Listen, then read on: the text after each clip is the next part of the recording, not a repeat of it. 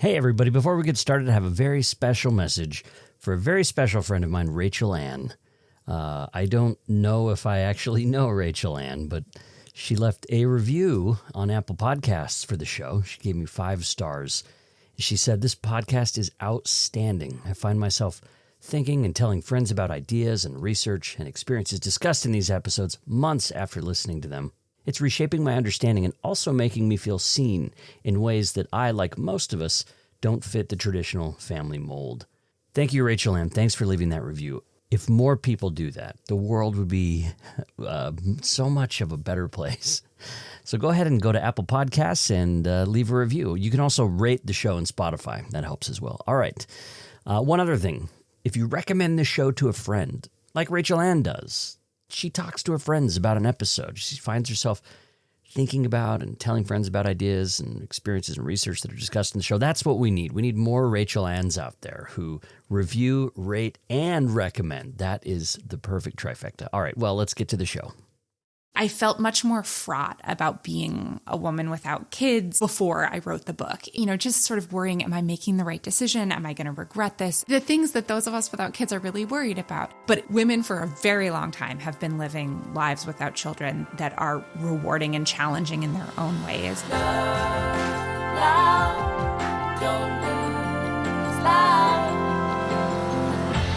Childless cat ladies have been in the news lately. The label is intended as an insult, but there are plenty of women who are proud to take it on, and history is full of women who never gave birth to children.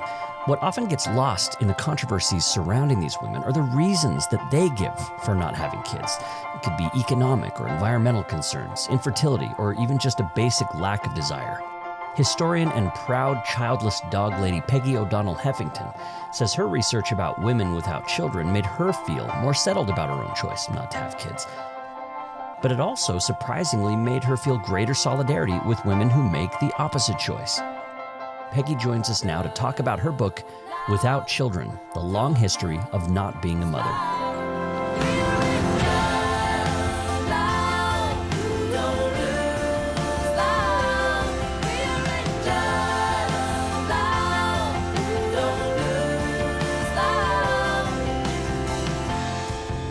I'm journalist Blair Hodges, and this is Relationscapes. We're mapping the stories and ideas that shape who we are and how we connect with each other.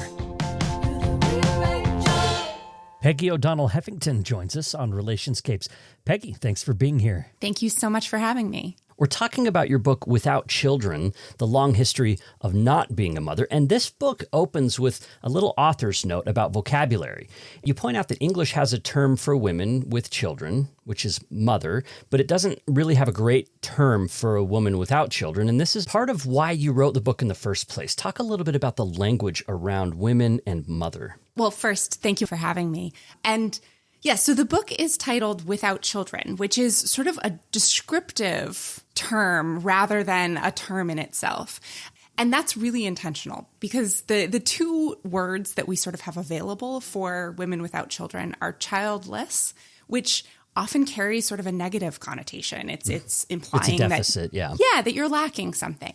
And then the other term, which has become increasingly popular with people who don't have children, is the term child-free, which implies that, there's a choice. It's something that you opt into that you might actually want. It's also freedom. It sounds a little like people like freedom. So exactly. I note in the book that sugar-free gum is the kind that doesn't make your teeth rot, right? So it's it sounds like a positive reframing. And for many people it is.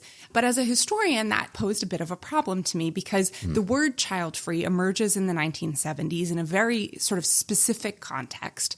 So to use it before that felt a little anachronistic, but also it really captures one of the what I think are many experiences of not having children. It's an important one. That's people who have sort of opted in. They feel free to make the choice to not have children. There's sort of joy implied. There's liberation implied. But the book really wanted to make the point that that is not the only experience of not having children. For many women without children, it encompasses both joy and pain, or it's something that is entirely not a choice or didn't feel like a choice. And so in that sense, the term child-free didn't seem to fit the range of experiences that I wanted to capture in the book either. So what I tried to do was use terms like a woman without children, or a woman who did not have children, or a woman who experienced infertility or did not become a mother. Sort of factual phrases that in some cases are kind of awkward, but really do a better job of trying to explain women how they lived rather than trying to put a label on them that didn't necessarily fit. Right. What was the label that someone proposed that was like, it was like the opposite of, it was changing the mother word. Like, do you remember what I'm talking about? Yes. I cite what I think is this really brilliant line from Sheila Heti's 2018 book, Motherhood, where she proposes that we all just use the term not a mother. So, not a mother. Yeah.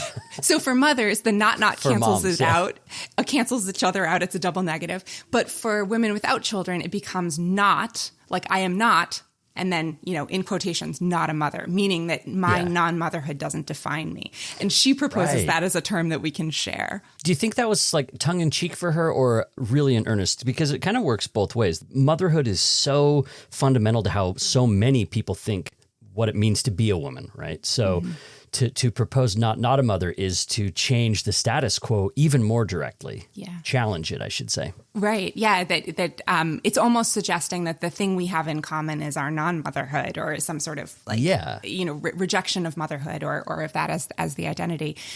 Sheila Heti, that book is very witty. It's very thinky. I think it's probably a little bit tongue in cheek, but I found it to be really profound because at least since the 1960s, feminists have been really trying to search for that term that we can share. And, there we go. There is one. Right. And it does call attention to how much motherhood is assumed to be the proper role of women. Yeah, absolutely. And I think, a copy editor might bristle at trying to use that term throughout a book. But, but I really agree that it's sort of the idea of having a term that works for the full range of experiences with and without children. And also that, as you say, calls attention to the centrality of motherhood, to the assumed identity of women. Yeah, I think it's kind of lovely. Great. And your book points out early on that millennial women are childless at historic rates. Lots of people have opinions about why this is the case. Broadly speaking, I think all these reasons can kind of break down into two areas. There's individualistic reasons and there's social or structural reasons. We're obviously going to unpack this more in depth, but maybe just give us a preview of these different reasons and how they broke down in your book, how you decided to kind of cover them. Sure. Yeah. The book, it centers around two ideas that seem like they're in a little bit of tension, but I don't think they are. I think they kind of work as a book. One of them is to say that not having children is not new, that women have been not having children for a whole variety of reasons for a long time. And the other piece that I really wanted to get across with the book is precisely what you say, that millennial women, young women today, are not having children at quite high rates, and that this is sort of an intensifying trend. So it is not new, but it is intensifying. I structured the book around the reasons why women have not had children today and in the past. And the thing that really struck me was when you look at surveys that ask young women today why they are not having children, they tend to say the same things. And those are the individual and societal reasons that you suggest. They don't have enough societal support. They can't afford it. They want to prioritize their jobs. They're worried about the environment. They're experiencing infertility. The striking thing is that those are many of the same reasons that women in the past didn't have children. And so the way the book is structured is each chapter takes one of those reasons and goes back in history and sort of contextualizes it, suggests that this is a reason that young women today share with women in the past. We're kind of going to go through these in turn. Each of them was fascinating. Let's begin with the chapter called Because We've Always Made Choices. And as you mentioned, fertility rates have risen and fallen in different places, in different times. And as a historian, you've been interested to see kind of what's behind those changes. Let's go really far back in time. Your book kind of goes back to Egyptian papyrus recipes and Rome condoms and Talmud breastfeeding ideas. Talk about some of these ancient things that you dug up when it came to childlessness or not having a child. Yeah, absolutely.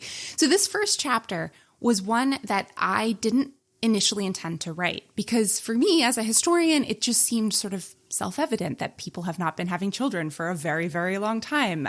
But I found that as I was writing the book, people asked me, how can you write a long history of not being a mother? Like, wasn't the pill invented in the 1950s? That was my thinking, yeah. Absolutely. And I mean, it's an understandable way to think that the idea of being able to choose not to have children, to control your fertility, was something that was new. So this first chapter, as you said, goes way back. And I found this kind of delightful because the ways people were trying to manage and control their fertility were so ingenious, and they must have sort of resulted from trial and error. And yet, very often, they were things that modern science suggests would have worked at least some of the time. So in ancient Rome, a common contraceptive device would be to take half a lemon and sort of squeeze out the juice and then use that, insert it in front of the uterus, basically as a cervical cap, like a diaphragm or something like that. So not only is that a barrier method, but it turns out that citric acid from lemon juice has spermicidal properties. So, they were presumably using trial and error, and yet we're finding something that would have worked sometimes. There are stories about Roman soldiers making condoms out of goat intestines and, experimenting with all different kinds of barrier methods. So people had a really sort of sophisticated understanding of how conception happened and what contraceptive methods might look like. In the Talmud, certain categories of women are not only allowed to use birth control, but are actually commanded to use birth control. And these are very young women who have just gotten married but are quite young. They're women right after having had a child, the idea being that if you have a baby, that baby is going to be more likely to thrive if you don't immediately have another baby. And so the Talmud talks about barrier methods, usually sort of strips of fabric inserted in front of the cervix to work as a barrier method. And then there's all kinds of herbs in medieval German medical treatises. They list hundreds of herbs and plants that you could use to either prevent conception or quite often cause an abortion, terminate a pregnancy. And scientists have gone back and looked at these and concluded that at least a quarter of them would work at least some of the time. And these were things that women would have known about, mothers would have taught their daughters about. They're things that women would have grown in their gardens. And they would have been used not just by women who didn't want children at all, but also by mothers who were trying to control the size of their family. We see this in birth records over the early modern period in Europe. People start having kids further apart. They start having their last kid a lot younger. So there's a lot of evidence that people are controlling their fertility actively and that it's working. And this stretches into the 19th century. Yeah. So there's writers from the 1800s like Jane Austen and the Brontes, these famous figures that famously didn't have children. And sure, like some of them may have been experiencing infertility, but there's a lot of them. And it suggests also that women were making fertility choices for themselves in the 19th century as well. Yeah, absolutely. I mean, if we can look at birth records and see that, women who were having children were spacing them out more than nature might, or that once their family reached a certain size, they were stopping and not having children up to the end of their fertility. I think it's all the more likely that women who never had children, maybe who weren't married, were actively controlling their fertility because the cost of having a child as an unmarried woman would have been far greater than a mother accidentally having a fourth child. So I think it's all the more likely that these women that we know of who didn't have children were actively controlling it. And as you say, certainly some would have experienced infertility, some would have practiced abstinence, but I think there's enough evidence to suggest that those aren't the only reasons. The 19th century is also when choice became all the more controversial as well. I mean, I think you kind of point out anytime women were making reproductive choices, there was often blowback. And you bring up Anne Lohman as an example of this in the 1840s, this famous abortion trial in New York. So maybe spend a second giving us an idea of that and how laws against abortion came to be. Because prior to 1820, there really weren't any laws against that in the United States, you suggest. Yeah.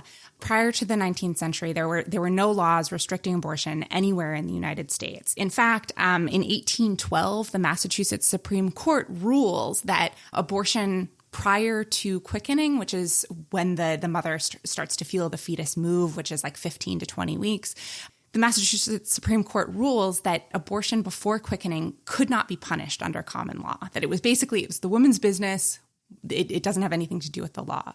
Across the 18th century, state by state, laws get put into place criminalizing abortion.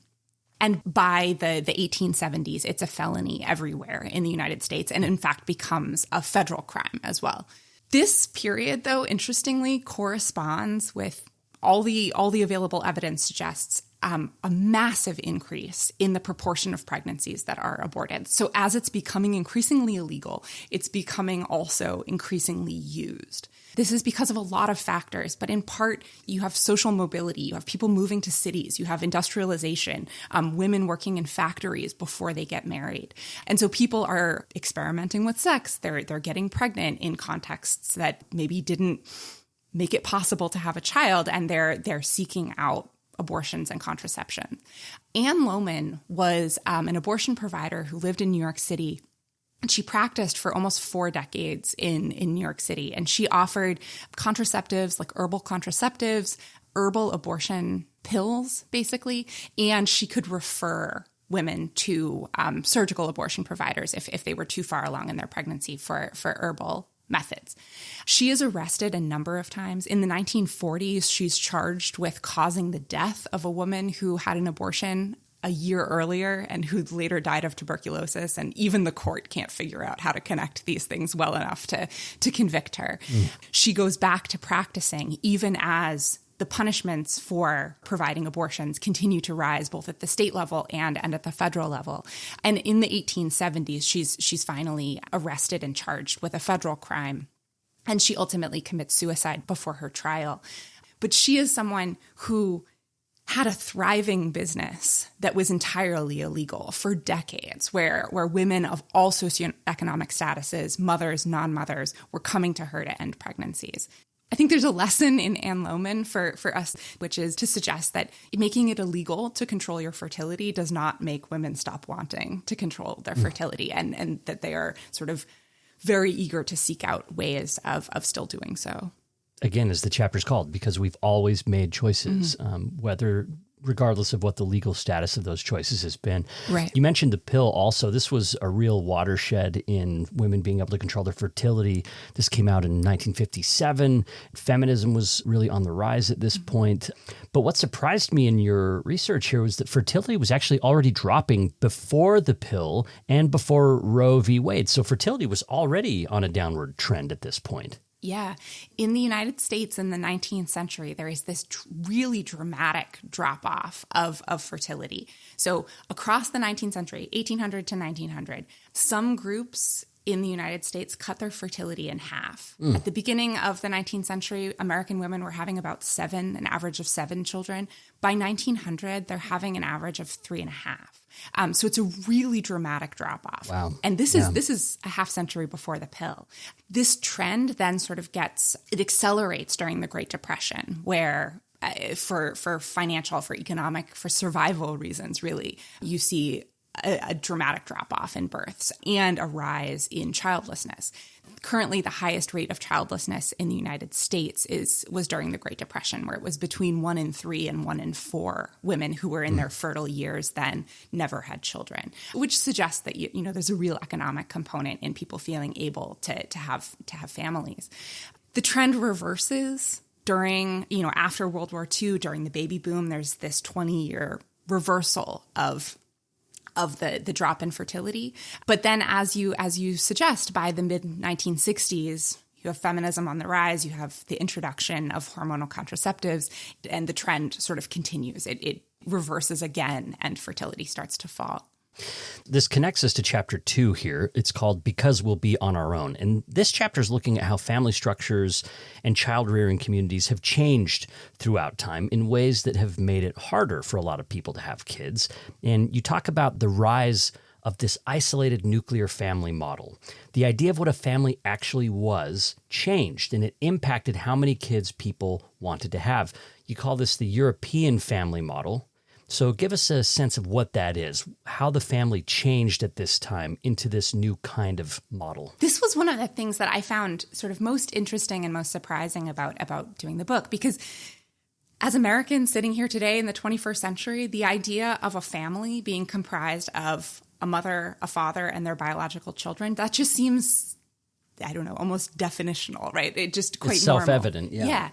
But As I was researching, I learned that this is a relatively new family model. The sociologist Patricia Hill Collins puts it really succinctly when she says, it's not only the most unusual model of parenting in the world, it's also the most stressful. So this trend towards the nuclear family began in the middle of the 19th century in Northern Europe. In the 1960s, there was this economist named John Hasnall who was, researching demographics in Europe. He was looking at birth records and death records, and he started noticing that in the middle of the 18th century, the births in Northern Europe start to really change. People start waiting longer. They start spacing their kids out. They start stopping earlier. He's trying to figure out why this would be. And he starts to understand that Europeans in that period were moving away from multi-generational family units, living, getting married and living with your in-laws and all of your brothers and sisters and their spouses and their kids, and started moving to individual family homes.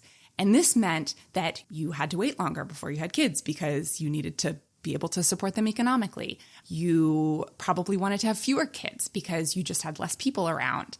And there are a lot of reasons for this trend. A lot of them have to do with the Industrial Revolution, that, people were sort of striking out on their own. But this move towards a more isolated family unit arrives in the United States in the first half of the 19th century. Prior to that, American colonists would have not really recognized that as the family unit. They thought of the family and the community as much more intertwined. They raised each other's kids. They sent their kids to go live with other people. There was really sort of a much more deep integration between the community and the family. In the United States, this family model arrives in the early 19th century and very quickly comes to seem obvious. It comes to seem like the natural way of creating a family for all kinds of ideological reasons. But the effects of this are something that we're still living with, that now it's not considered sort of normal to rely on the community outside of the nuclear family. It becomes the sole responsibility of the two adults, and often the mother, to raise the children within the home rather than relying on her sisters, her friends, her neighbors. And then in the 20th century, this trend intensifies yet again in the baby boom, where you have suburbanization. You have people moving out of cities and into, large individual family homes that are far from their original communities or their siblings or anything like that. And so that just sort of intensifies the isolation of the family. And I think that we're really living with the legacy of this, that the idea I try and get at in the chapter is that one of the reasons women today cite for not having children is that they don't think they're going to have the support necessary to do it, at least unless they can afford to pay for it, which, many people can't. And so this stripping away of support systems around the nuclear family has become a fairly major reason why people are opting out of having children entirely.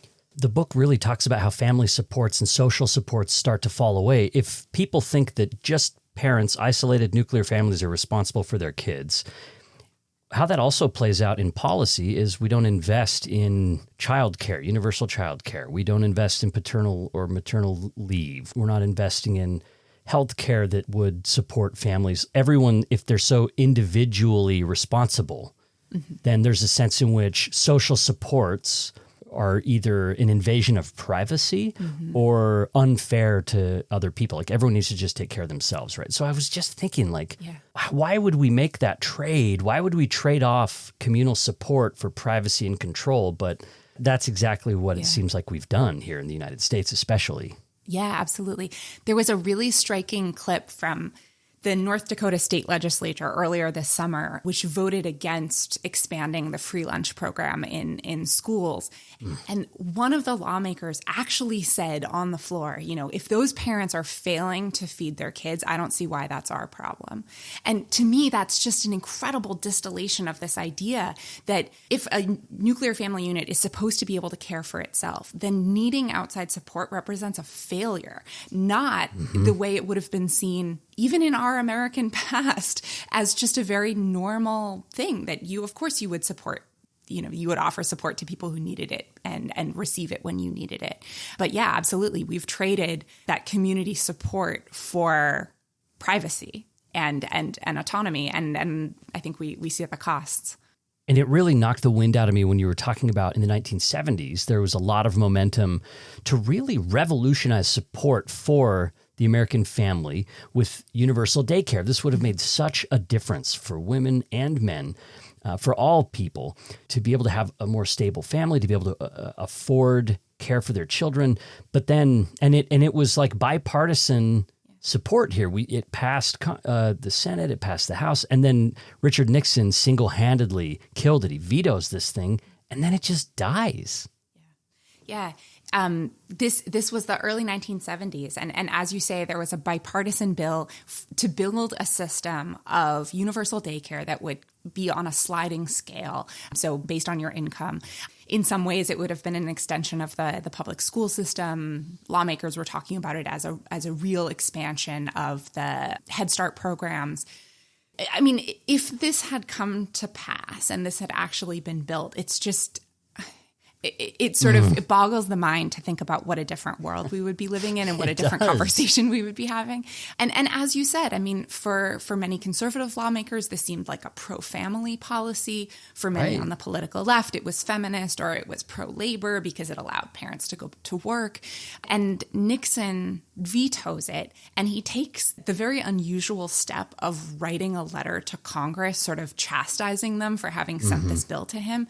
And his argument is basically like, this is communism. Like, we don't want our women to go to work. They should be at home. We can't create a system that encourages women to leave the home and put their kids in daycare. But yeah, if we run this again and think about the counterfactual history of what would have happened if that bill had passed and that system had been built, it's hard to imagine what it would look like. And his claim that, this is going to encourage women to work and then they won't have kids, absolutely, has been proven wrong by what's actually happening in different European countries, where the more public supports there are, the better public supports there are, the more people are having children because they can. Absolutely. Yeah. As you said, Nixon was concerned that in making it easier for women to work, they would choose work over motherhood. But absolutely, again and again in various countries, it's clear that making women make a choice between work and motherhood results in more women choosing work than motherhood. And if you have supportive policies that make it possible to do both, then actually fertility is higher. People feel much more comfortable having children. I was also really drawn in this chapter to the story of Ella Baker and kind of Black kinship networks. So Black Americans who had different kinship models. Ella was born at the turn of the century in 1903. Her childhood was fascinating. She was raised in this sort of communal system where like aunts would be involved. All these different women would help each other with different children, and women could work and men were involved in. And it's a really fascinating model that seems to have just been kind of stomped out by political policy and other things. But it seems like it was a really fascinating part of this chapter. Yeah. Ella Baker was one of my favorite people that I got to write about because she was not a mother. She was also a civil rights pioneer. She was in the national leadership of the NAACP from the 1920s to the 1940s. And those two things don't necessarily seem like they are related, but in her, they were very much related. As you said, she grew up in this context. She described it as family socialism, where in her town, people helped each other. They shared things that they had. They didn't consider their homes to be sort of these bubbles that were owned by, one family. They sort of passed in and out of each other's homes. And that becomes a guiding principle for her in her civil rights work, that she thinks about, what would happen if we thought beyond just one town in North Carolina? What if we thought about this as a way of improving everyone's life?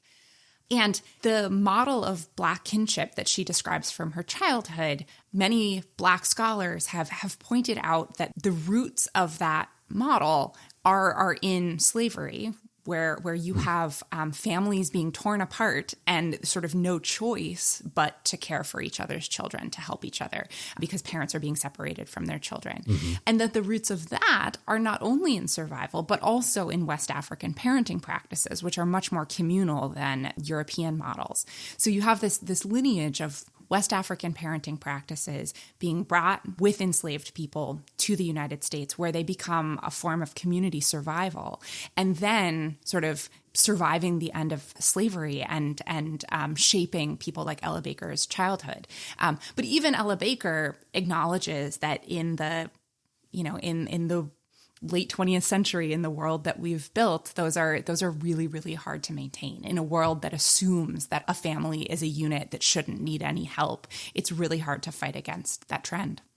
Right. Ella was also one of my favorite figures in the book. I loved being introduced to these women who didn't have children of their own, but who were such powerful and interesting figures. And in Ella's case also, she did mother in a sense. I mean, she raised her niece and found other ways to be involved with family because she had a more expansive vision of family. But I really loved meeting all of these different women who weren't defined by being biological mothers or whatever. In Ella Baker in particular, but in a lot of the women in the book, they don't have children of their own, which gets them a lot of time and emotional resources and financial resources to care for their communities in other ways. And sometimes that means being a mother figure to another child in their life. But sometimes it means sort of a more expansive vision of what it means to care for your community. And Ella Baker did both. She raised her niece. She also advocated for this kind of care and sort of investment in her community's future. That if we thought about mothering as this sort of broader way of caring for the community in the future, she mothered in many ways by that definition. That's Peggy O'Donnell Heffington. We're talking about her book, Without Children, The Long History of Not Being a Mother. And Peggy is an instructional professor in the Department of History at the University of Chicago, where she teaches historical research and writing methods, and also gender and women's history. Let's talk about the chapter, Peggy, about having it all. This idea that women can have it all, which today usually means a woman who has a career, a personal fulfilling life, a loving partnership, and a child or children.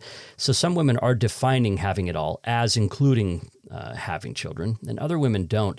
But you talk about how for most of history, women were expected to bear kids and also economically contribute to the family. So if we were to take a time machine back in time and ask women, do you think it's more important for women to work or to have children? And they would be like, what?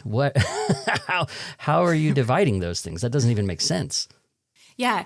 The idea of having it all, as you said, is commonly understood to mean a job, a husband, and kids. And if we went back 200 years and talked to a woman in the American colonies or someone who lived in London or a woman on the west coast of Africa and said, do you have kids or do you contribute to your family economically? They would have been baffled by the question of everyone's hands were sort of necessary to support families. The thing that has changed is not that women are trying to work and have kids. The thing that has changed is the way we work. So other historians have mapped how in the 19th century, sort of earlier in Europe and a bit later in the United States, work really in a profound way moves out of the home. So families that would have maybe, made artisan goods in their home. Now, the father figure usually is leaving the home to go perform work elsewhere in exchange for wages. And so this separation of work and the home has really profound consequences for women because it becomes understood that work is something that happens outside of the home. Mm-hmm. Women are expected to stay in the home. And therefore, what happens in the home is not work, which was a really profound change. I mean, supporting one's family by, cooking food, having a garden, raising children, teaching children would have been considered part of domestic labor. But once work moves out of the home, that becomes not work. And I think we can see the legacy of that in the way in which care work, domestic labor is really devalued today, that we talk about a stay-at-home mom as someone who doesn't work. Yes. I can hear some listeners resisting this. Well, no, of course it's work, etc. Well, is it compensated? In a capitalistic society, are we compensating the person who's staying at home? Are we finding ways to support them in that? And, there is a big difference between work versus what people are doing at home. And you can see it, just follow the money. That's where you can see it at. And you also point out the rise of this nuclear family idea, especially into the 1950s, really locked in on this idea of men being breadwinners and women being homemakers. And that was also really a very temporary social construct. There were policies that were passed to even make it possible. The economy was such that it was possible for a man to go and work and would make enough money to support a family, etc. Those conditions don't exist anymore, but so many people still want to believe in that idea of it's the man's duty to provide and the woman's duty to sort of stay home and nurture, when that was such a temporary experiment in the United States, and it's been really challenging. It's impossible today for so many people. Yeah, absolutely. One of my mentors in grad school once said that historically speaking, the breadwinner homemaker model is a blip. It's basically, somewhere in the 19th century to somewhere in the middle of the 20th century where it was ever really possible or expected. And yet in our national social imagination, it is the ideal, even though it was, as you said, quite a short amount of time where that was even possible. And even at the time, only for certain people, right? Like wealthy white people, really. Yeah, of course. One historian, Stephanie Kuntz, has pointed out that in the 1950s and 1960s in the United States, only about a third of families could afford to have just one income coming into the home. She very pithily says, Leave It to Beaver was not a documentary, that most families were not able to survive there. And yet it's almost mythologized into the ideal way of having a family. And because of that, the modern family today is held up against that standard where in most places in the country, even two professional salaries, families are struggling with the cost of daycare, for example. So very, very few families in the United States today are able to function on one salary. It's so backwards. When you mentioned the cost of daycare, it could cost almost the salary of one of the partners in the relationship. And then also people who are actually doing that work are often underpaid themselves. So it's not like people are making out like gangbusters to run daycares either. They're not often receiving subsidies. Like there are ways we could invest as a society, as a government, in these ways of helping people, in these ways of attending to children and making daycare affordable and also better paying for the people that are doing that labor. And we're doing neither of those things. We're just leaving it on the backs of families, really. The math just does not work here when you think about having it all. And that's what you're pointing out with a lot of women today. Yeah, absolutely. The average cost of daycare in the United States, the most recent numbers I've seen are about $16,000 a year per kid, which is about the income of someone working at minimum wage. And then as you point out, daycare workers are being paid close to minimum wage. So certainly could not afford daycare for their own children. And so this is a place where the math on a sort of industry level just doesn't work. It's too expensive for parents and too underpaid for workers. That's where society needs to come in and say, hey, it's really important to us as a society that we have a next generation, that we care for our next generation, that we help parents raise the next generation. And that's where, government intervention is necessary. But absolutely, on an individual level, this is something that women are thinking about. Can I make the math work? What does that mean for paying off my student loans if I have a kid and have to pay $1,600 a month? And it's definitely something that comes into play with people limiting the size of their families. There have been a lot of stories recently about the third child as a luxury item, that it's the new BMW or something, because if you can afford to have a third child and pay daycare for them. The idea of people not having children that they want because they can't afford to care for them while they keep their jobs, to me, that's just a self-evident societal failure. This boils down to policy. Here in the book, here's something from you. You say, in Western Europe today, fertility is higher in countries with a higher percentage of women in the labor force. You're quoting from a journalist from a French newspaper who's saying that fertility in Europe is higher in countries where women go to work. Here we have generous maternity leave policies, prenatal and postpartum support, free daycare, shorter workdays for nursing mothers, and all of these ways of accommodating women who want to have kids and making it economically possible for them to do what they'd want to do. So there's a stereotype today, I think, of like seeing women who don't want to have kids and assuming either they can't or they're selfish.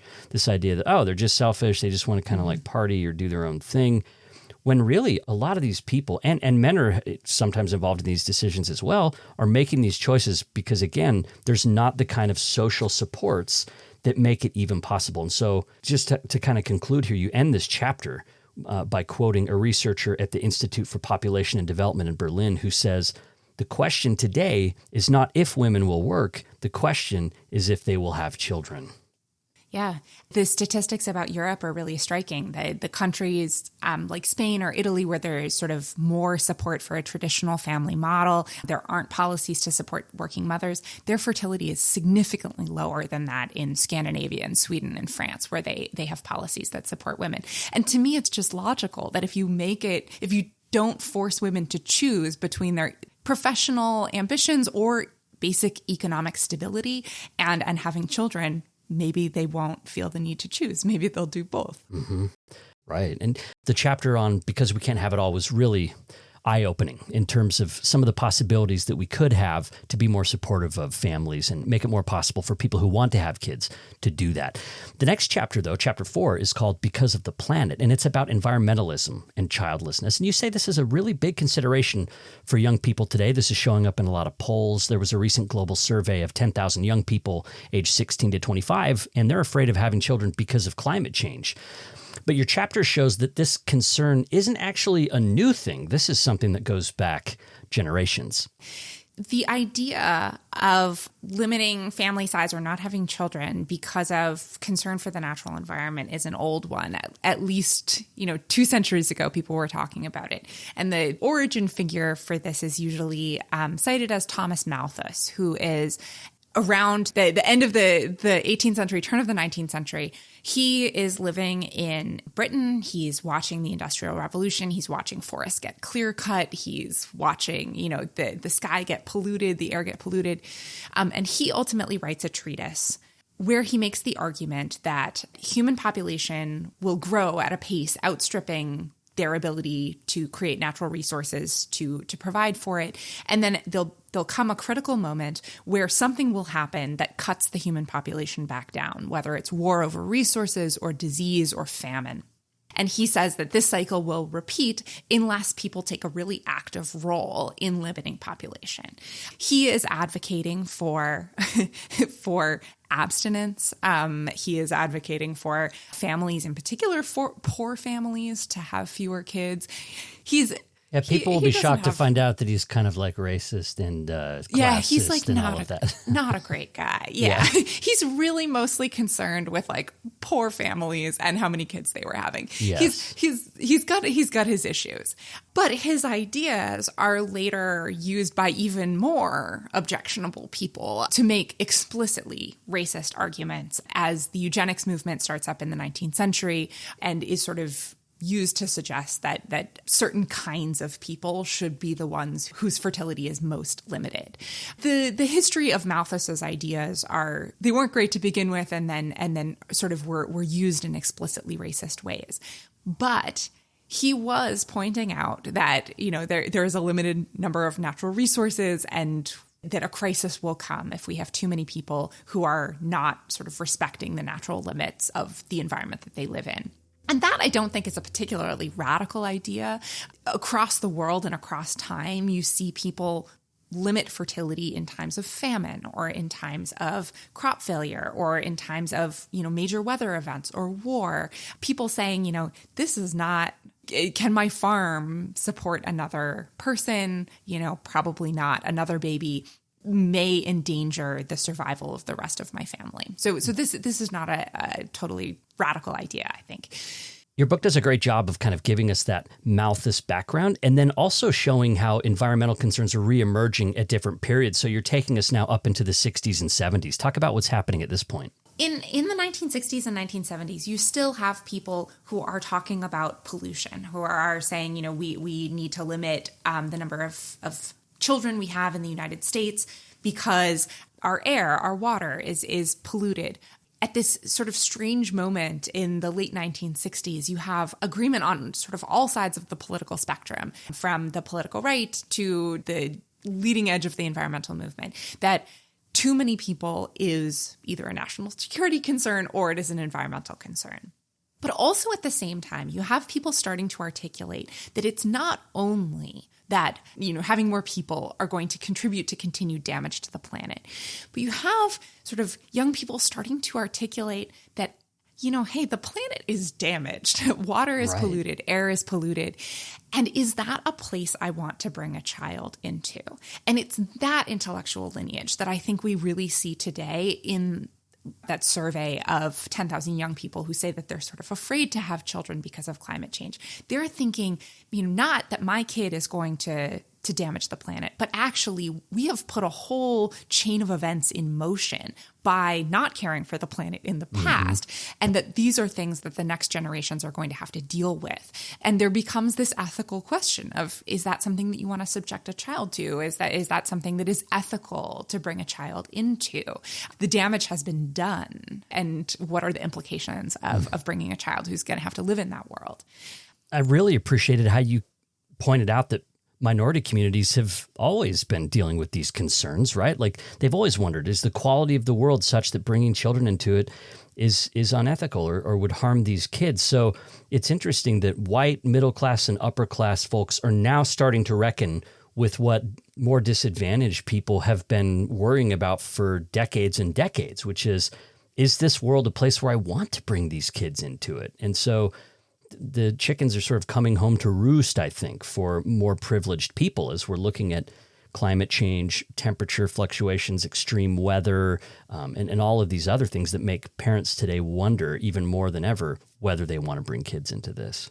Yeah, absolutely. The writer Mary Heglar has an essay where she makes precisely that point, where she says, for decades, for generations, Black people in the United States, they greeted the birth of a new child with joy, but also fear in the context of Jim Crow and lynchings. And she's basically saying, welcome to the party, welcome to living in a way, in a context where you have to be concerned about what the quality of a child's life is going to be. And I think that just speaks to the scale of what we're dealing with, that we're talking about fires in the Arctic, we're talking about 120 degrees in Texas, that these are things that even the most privileged may not be able to escape from. And as you say, I think that reckoning is something that you're seeing in young people saying that they're concerned about climate change as a reason to not have kids. And I think the pandemic contributed to this as well. There's a quote from you here in this chapter that I'll read. It says, "The assumption that your children will be okay, the ability to trust in the future that awaits them, is an innovation of the modern world. And even here, it's only ever been the domain of the privileged." So I think more people than ever are wondering, like, wow, do I want to bring people into this? And this chapter does a great job showing these shifts of historically going from like concern over limited natural resources, concerns of harming the planet and polluting the planet, and now concerns of being in a planet that's already endangered and difficult, and in some ways it seems to be collapsing, and now worrying about whether bringing kids into that's even right to begin with, rather than whether bringing kids hurts it or not. It's an eye-opening chapter. Again, the book that we're talking about is Without Children, The Long History of Not Being a Mother. There's another chapter here I wanted to talk about. It's the Because We Can't chapter. And this focuses more on women who want to bear children, but who can't for a lot of different reasons. The first thing that comes to mind for a lot of people is probably infertility. Like there's some biological issue that prevents pregnancy or that prevents successful childbirth.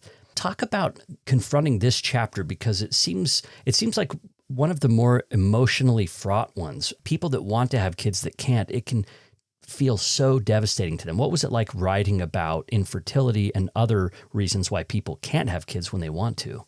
This chapter was really important for me to include because I think women experiencing infertility often get left out of the conversation of women without kids, because we conceive of women without kids as, the one who wants to travel the world and just have a great, grand old time. So it was very important for me to include that experience, because the book really wanted to talk about the full range of experience of not having kids. And that includes joy and freedom. And it also includes in this chapter great pain.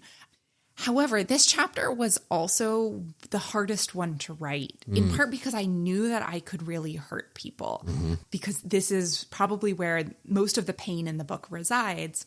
And also because the history that I tell of people attempting to correct infertility is a complicated one, that the motivations for doctors since the late 19th century who've been trying to fix infertility, they're not always just benevolent, attempting to help women. They very often were doctors who were concerned about the racial composition of the country, and therefore well-off white women who were married and wanted kids but couldn't have them were of great concern to people who cared about well-off white people reproducing in the United States. And also because I think that the rise of the nuclear family and the idea that the only way to make a family is by creating biological offspring, that created an incredible pressure on women to be able to have biological children, or else they couldn't really be a family. They couldn't contribute to the lives of children at all. It's a complicated history that lands us today in fertility treatments and supporting women experiencing infertility. So I wanted to give voice to the real genuine pain that women are feeling, and also tell this history that, like I said, is complicated. It sure is. I mean, even the first known example of like artificial insemination you point out was non-consensual. This was a doctor who just kind of had an idea, had a theory about why a particular woman couldn't conceive, suspected it might be the husband, and looked at a semen sample, saw that sure enough, it was sterile, and then just grabbed a medical student and some semen and like artificially inseminated this woman without even telling her or her partner what was going on until after it was successful. So even some of these like scientific breakthroughs could happen in really questionable ways. Yeah, absolutely. Yeah, I mean, the first artificial insemination was an ethical nightmare. It was 1885. The woman, the doctor invites her in after he concludes that it's probably her husband, chloroforms her, tells her that he needs to do an examination, and then takes a semen sample from a medical student and inseminates her. And she does get pregnant. He only ever tells her husband, and her husband makes him promise not to tell her. So presumably she died having no idea that this child wasn't from her husband. And later, one of the doctor's medical students defended this way of going about things by saying, that people might be squeamish about this, but once people recognize that this is a way of uplifting our race, that she was a able-bodied, well-off white woman who couldn't have children, we have like a racial imperative to have her have children. And so he's suggesting that like her autonomy and consent was outweighed by the urgency of having her have children, which really encapsulates a lot of how complicated that history is. Right. And another thing you bring up here is in vitro fertilization. And it's just got a lot of interesting little facts in here as well. Like I didn't know that means in glass, in vitro fertilization in glass. This emerges in the 1970s and it's controversial at the time. Talk about the rise of IVF and maybe some of the complications around that as well. Around the world in the 1970s, scientists are experimenting with trying to fertilize a human egg outside of the body. In vivo would be in the body. They're doing it in vitro, in glass, in a petri dish on a lab table.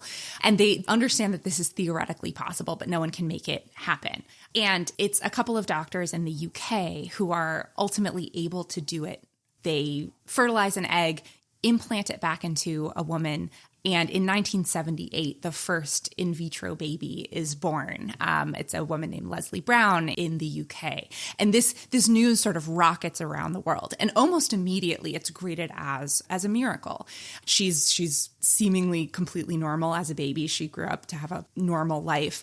And so that washes away a lot of concern that had been happening earlier in the 1970s about the ethics of doing this. You have scientists who are, who have qualms about whether it's coming too close to playing God, that, that the humans shouldn't be meddling in stuff like this. You have scientists who are concerned about, we don't know if this will actually create someone who is genetically complete or genetically normal, and what are the ethics of having babies born who are, suffering a whole variety of things because we created them this way.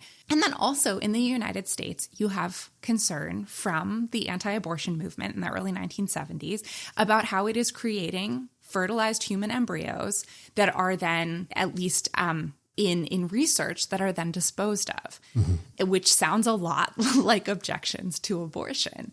Once Leslie Brown is born in 1978, this almost immediately disappears. Within a couple of months, the United States lifts restrictions which had been placed earlier in the decade on IVF research. It lifts restrictions, and it becomes, something that is celebrated as a good thing. But you still see some sort of discontinuity in people who are opposed to abortion, who will talk about, the sanctity of human life, that human life begins at conception, that it is murder to, even when we're talking about a couple of cells. Even people who consider themselves anti-abortion, pro-life, a very small percentage of them are opposed to IVF, even though functionally we're talking about human embryos, some of which get destroyed, some of which get put in freezers. So to me, in that sort of difference in the approach to abortion and the approach to IVF, you see this really deep historical expectation that women become mothers, that one of these, even though in both cases we're talking about destroying human embryos, one of them is preventing a woman from becoming a mother and the other one is helping her become a mother. And the latter is ethically acceptable and the former is not in many circles. This is where you see the privileging of having kids matters more than, the life of an embryo or whatever, right? So, and of course there are some anti-abortion folks who are opposed to IVF as well. Yeah. I think they're in the minority within that movement, but they do exist. And absolutely, but sort of the pro-natalist side of things sees that as an acceptable sacrifice to help people become genetic parents, which to some people is so important, and it's why people will spend so much money and time and pain and effort to do this. And you point out that this can give the illusion that being a mother really is more of an available choice than it might be, because it doesn't always work out. But now people assume, well, if you really want to have kids, there are ways to do that. So if you don't have kids, then you must just not want them or whatever. But IVF, it's an imperfect method that promises a lot. It can really deliver for some people, and for others, it can be really painful and expensive and kind of be a dead end. So it's a fraught process. It's a fraught chapter. I feel like you handled it really well, really respectfully and carefully. And I could sense, throughout the course of the book that this had to have been a very tricky one for you to write. Yeah. I'm really glad you brought up that piece about IVF creating this illusion that everyone who doesn't have children chose it because we have this magical technology, which is actually truly incredible. The fact that we can ever do that, it's incredible. But that doesn't mean that we've fixed infertility or that we've solved it or that every woman experiencing infertility can fix Even it. access it, yeah. Right. So the majority of women who experience infertility do not pursue treatment. And that is in large part because it is so expensive. It's rarely covered by insurance. There's only a few states that require any of it to be covered by insurance. And so it can cost, tens of thousands of dollars.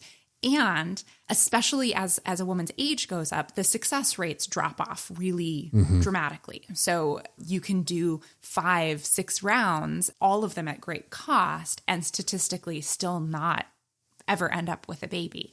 And so I think in some ways it's made the experience of infertility more invisible because we have a way to fix it, right? At least in the sort of cultural imagination. And for people who are going through fertility treatment and it continues not working, I mean, that's a repeated sense of failure and sort of like an extended pain. There was a woman I encountered in my research who was interviewed by a newspaper in the 1960s about her experience of infertility. And she was like, it just never happened for me. And I'm sure that caused her a lot of pain, but she lived in an era where there weren't treatments for her to pursue. And maybe for her, that offered us a kind of peace, that there wasn't anything that could be done. Now we have lots that can be done, but it requires great cost and great sacrifice. And I sense throughout the chapter, there isn't a feeling of you trying to tell women or anyone sort of what the right position to take on these particular issues are, or criticizing women who want to have a genetic connection to their children or those who don't or whatever. And that attitude continues throughout the book in chapter 6, where it's talking about wanting other lives. This one's called Because We Want Other Lives. And it talks about Ellen Peck, this national phenomenon from the 70s, this feminist, cosmo, cool, sexy woman who wrote this book called The Baby Trap. And she's arguing like, hey, it's actually awesome to be child-free. And she wanted this sort of carefree life. And you're contrasting her with people like Christina of Markiate, I think I'm pronouncing that right, this 11th century Christian who swore a vow of celibacy as a child as a way of being devoted to God. And so you're talking about women who want other lives than being a mother. And it includes women like Ellen Peck, these professional, sexy, hip women, and then these Christian celibate women like Christina who see it as a form of devotion. And what's fascinating is society fought both of those women about their decisions. Christina was fought about her decision. Her parents hated that she decided to do that. There's so much pressure. And Ellen was pretty loathed. I didn't get the sense that America embraced Ellen. She was kind of seen as this like firebrand pariah, which I think is an identity she also loved and embraced as well. Yes. The last chapter is really the women who chose very explicitly not to have children chapter, which is, you'll notice it's maybe the thinnest chapter in the book. I devote the least amount of time to this sort of active choice. And I think that's surprised some readers. That's what they expected the whole book to be about. Right. But most of the book is actually about much more, gray area. But even within that chapter about sort of the choosing a child-free lifestyle, Ellen Peck is the origin of really what our society thinks of when they think of a woman without children. As you said, she really celebrates the lifestyle. She talks about how, in her book, in The Baby Trap, that because she and her husband don't have kids, they're able to travel the world and they have 3 houses and, they go to the French Riviera and they travel on yachts. And, she doesn't really consider that they might just be rich and that doesn't actually have anything to do with not having children. But it's also sex too, right? Like she enjoys sex. Absolutely. Without a connection to any children, yeah. Absolutely, yeah. For people who identify with the child-free label, she really created space to celebrate not having children as an active lifestyle choice. It's not something you're supposed to pity me for. In fact, it's something you're supposed to be jealous of because my life is so awesome. I have great sex. I travel. Yeah. I have all these houses. I have fun. Child-free pride movement, basically. Exactly. And she's deeply important for that. She also really contributed to the popularization of the term child-free. She founded an organization that did a lot of work to try and just get the idea of being child-free in front of Americans, try and normalize it as a lifestyle choice. But I also talk in that chapter, as you said, about other women who made the active decision to not have children long before Ellen Peck came on the scene and created this modern version. Christina of Markiate is fascinating. She's an 11th century girl born in Britain into a wealthy family, and she announces at 14 basically that she has married Jesus and that she will not be marrying a man and she will not be having children. And to her parents, who were well-off British merchants, having a daughter marry into another family was a really sort of important business proposition. Sure. It increased families' influence. They were not fans of this idea. No, and I kind of loved Christina for this. Yes, totally. And she goes through all of these sort of heroic ways of avoiding getting married and having kids, including like refusing to consummate her marriage when they do make her get married, and then running off and living with a bunch of monks for a few years before her parents really give in and are like, okay, fine, you can be a nun. And I mean, one way to read Christina's story is that she was a woman who was genuinely devout, that she genuinely wanted to devote her life to God. And I don't doubt the genuineness of that devotion. But also, she was very actively and from a young age selecting the other socially acceptable path. She knew that she would have to become a wife and a mother and run a household, and that this was the only way out. And she's very clear that she does not want to be a mother. She does not want to be a wife, that she doesn't want to run a household. And in choosing a life of being a nun, she doesn't have to do any of those things. And she ends up writing and teaching and having a bunch of disciples and learning.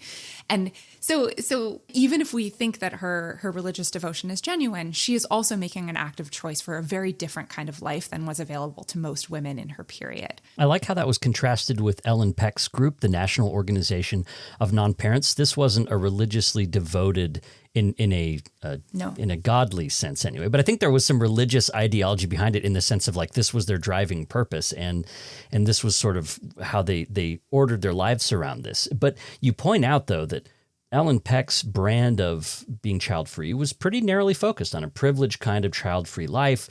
And they tried to rebrand at some point to be more choice-centered, to be like, oh, actually, we're not trying to say like having kids is bad. We're just saying like everybody can have a choice. By then, though, her movement was already so tied with anti-kids in the public mind that it kind of fell apart, right? That the National Organization of Non-Parents was seen as this anti-kid organization. That's just not going to get any legs.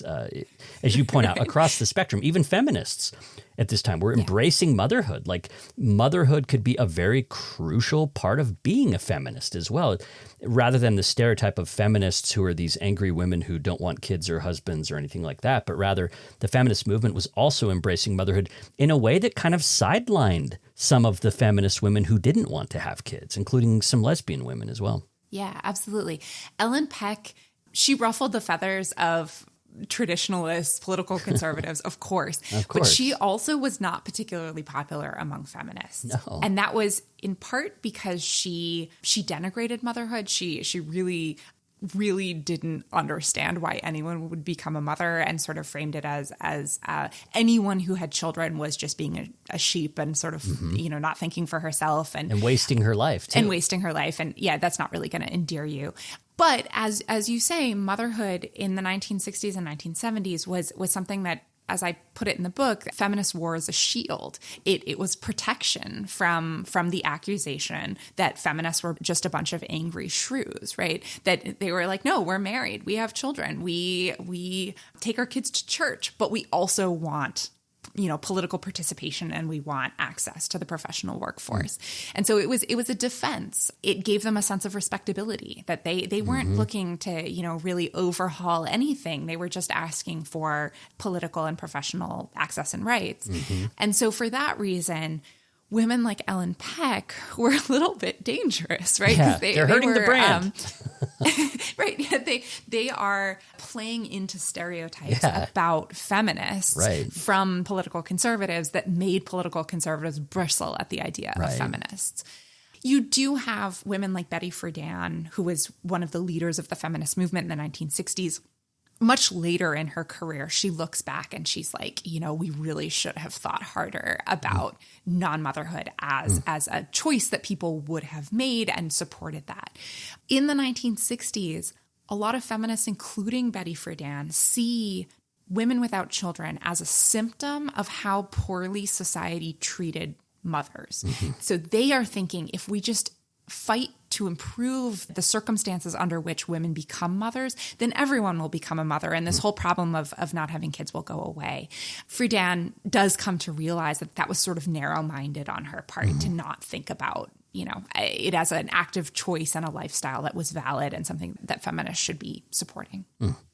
And you bring us up to the present with a group that you found that started about a decade ago called Not Mom, and this is kind of a more big tent approach to not having children. And you compare that to the National Organization of Non-Parents, and you say this movement is really about trying to be supportive of women wherever they're at, like whatever choices they're making. Because even Betty Friedan was saying like, oh, pretty much everybody will become a mom. Well, that's actually probably not true. And maybe that's okay. Maybe we should just make the experience of motherhood better for its own sake, for the people who want to be invested and involved in that, and also make life meaningful and see the meaningfulness of a life of people who choose not to have kids as well. And it seemed like Not Mom, this online group, was kind of trying to thread that needle. Yeah. The founder of that group was someone who always thought that she wanted to have kids. She always imagined herself, having a large family. It just never was in the cards for her. She got married kind of late. She pursued her career. And she said that, she was casting around on the internet to find friends, to find support. And she realized she didn't fit in infertility support groups because that wasn't really her story. Yeah. She also didn't fit in the, joyfully child-free, the Ellen Peck sort of lineage groups, because that really wasn't her story. And she didn't fit in, at the time she was in her 50s, in empty nester groups, because they had a different life experience. Right. And so she decided to found this community that was for, its tagline is that we're all on different paths, but on the same road.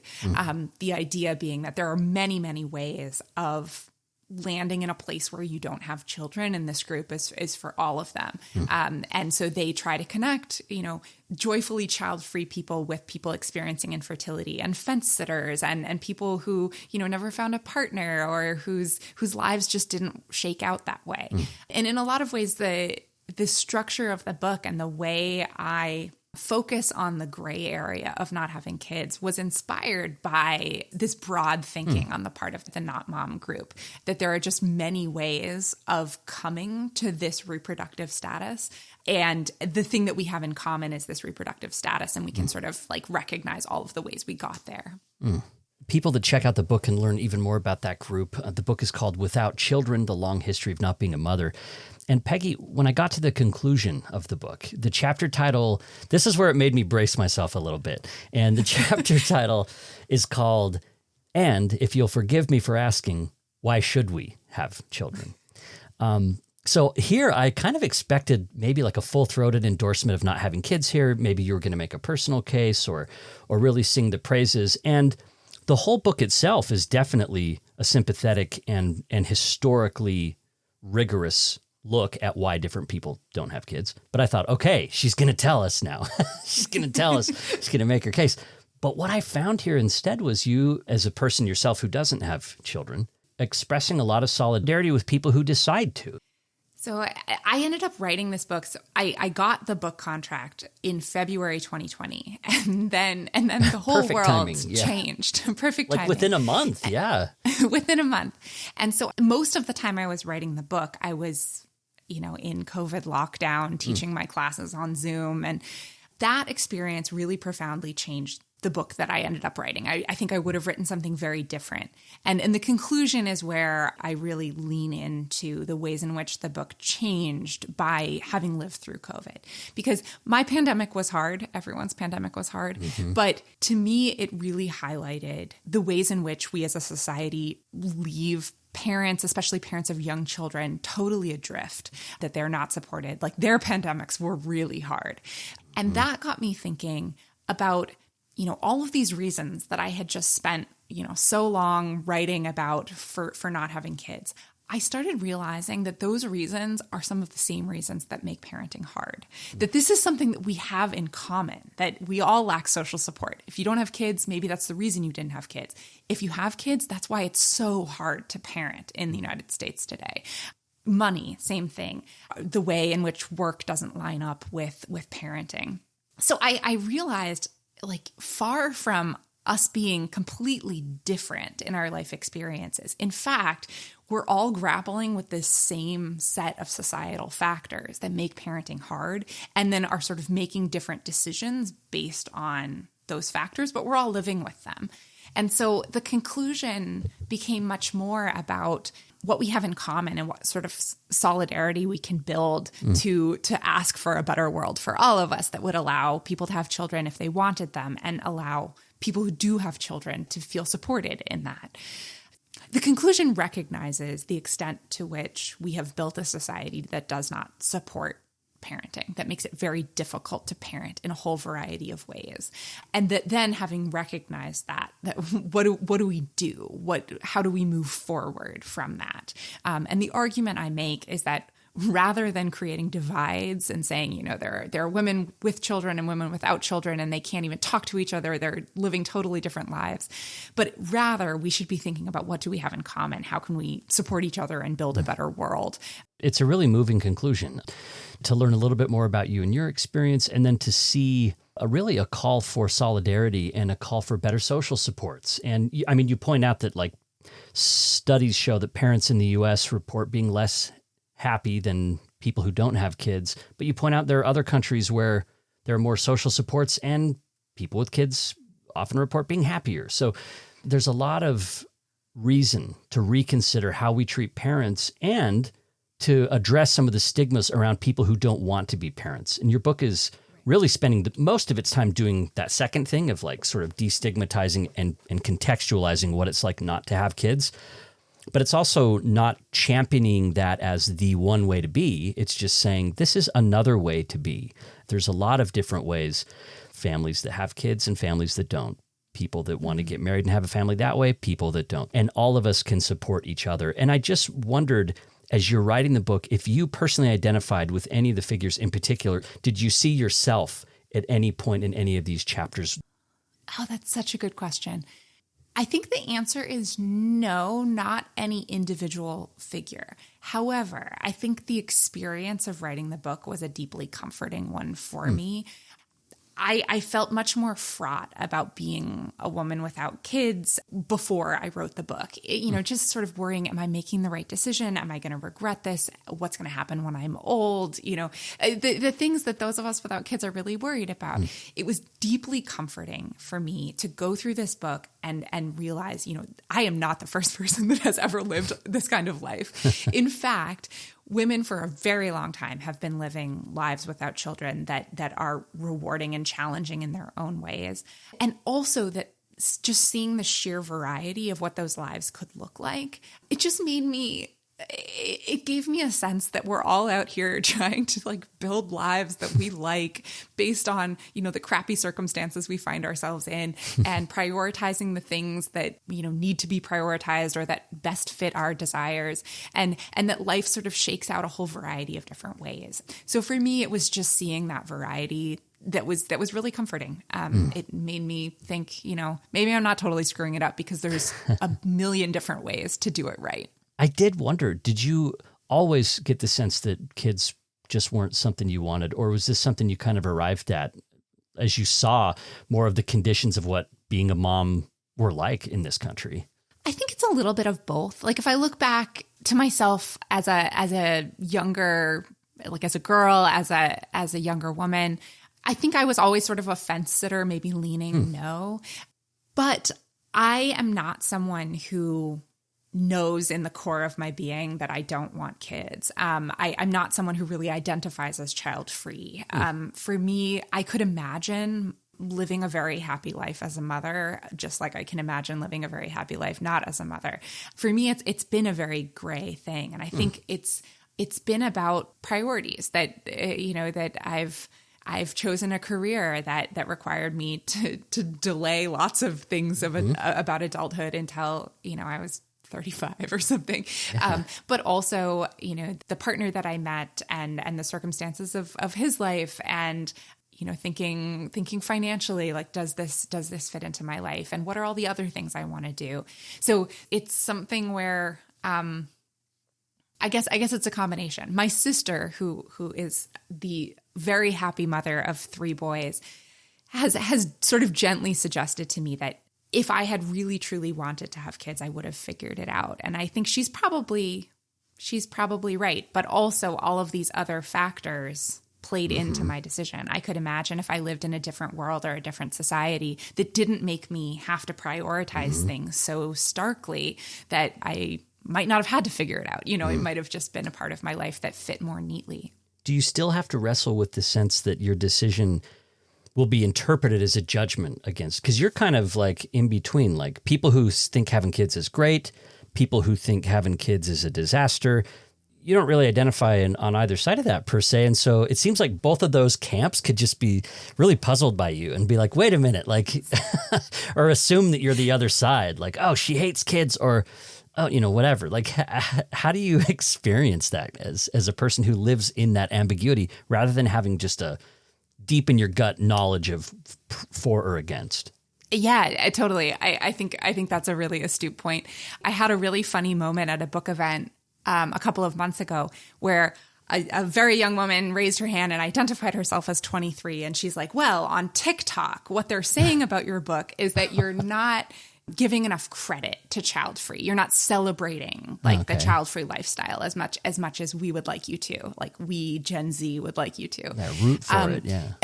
and I thought that was, primarily I was excited that they were just talking about my book on TikTok. Yeah. So for her and for the people she was listening to, my book is sort of small c conservative. It doesn't go far enough in sort of celebrating this as an alternate lifestyle.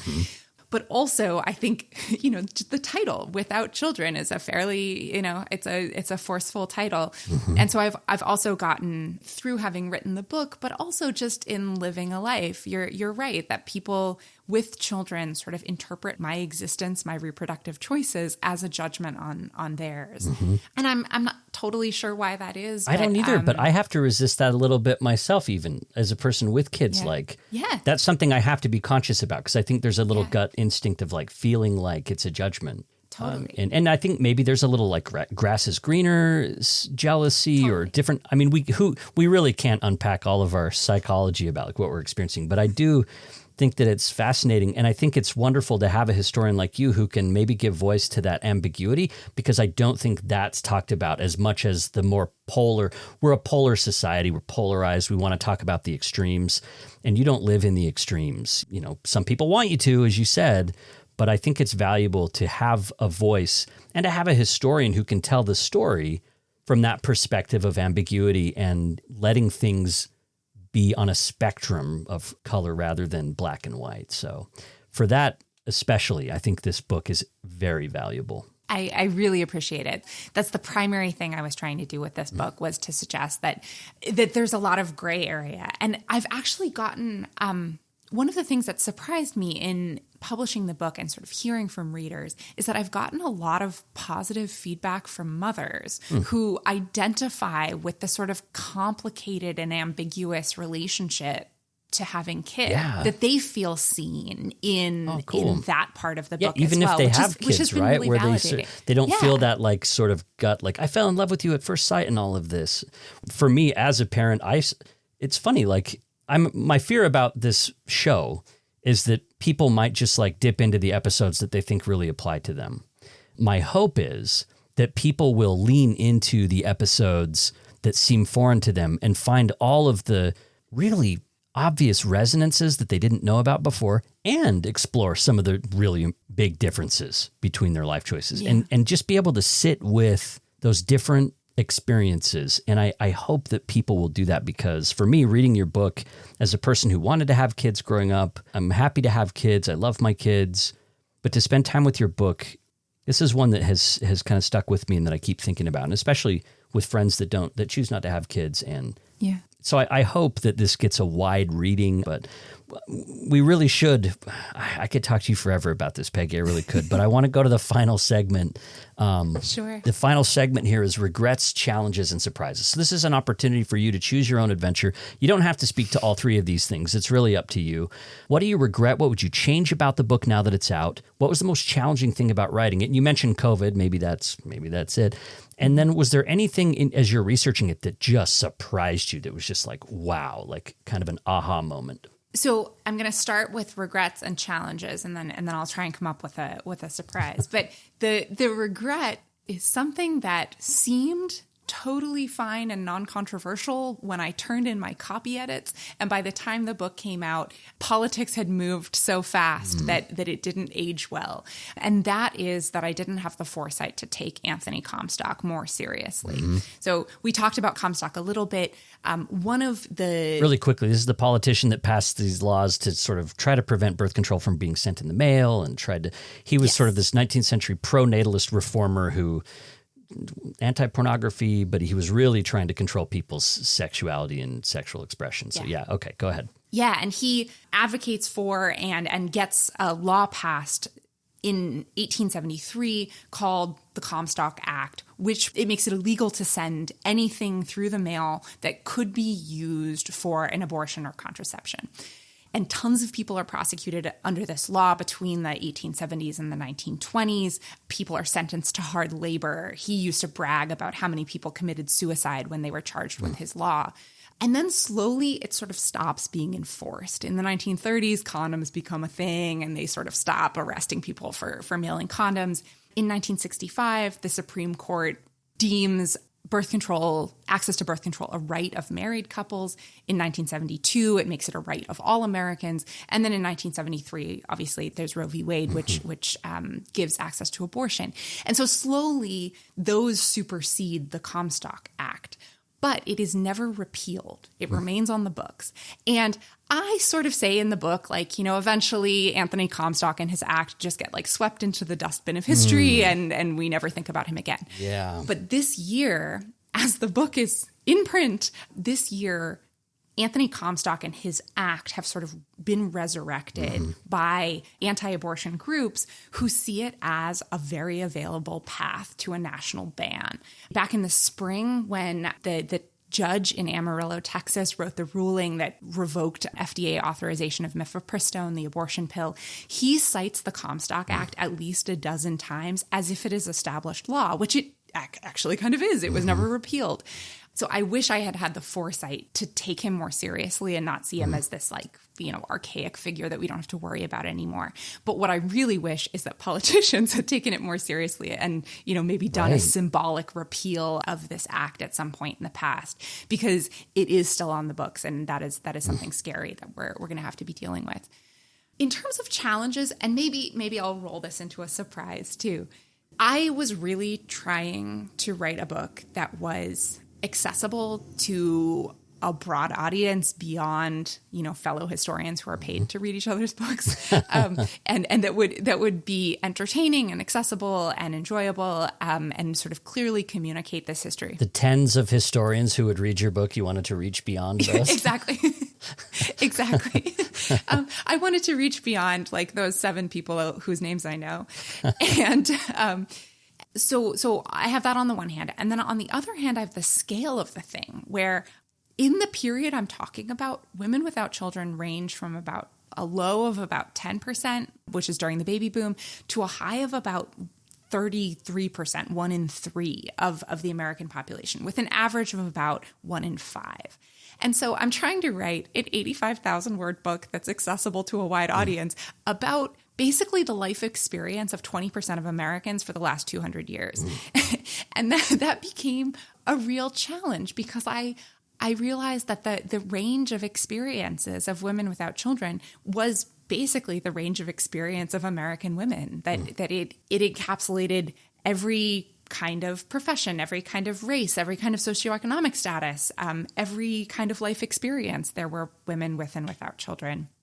And so that became a challenge of how do I do justice to these life experiences when what I'm talking about is so broad.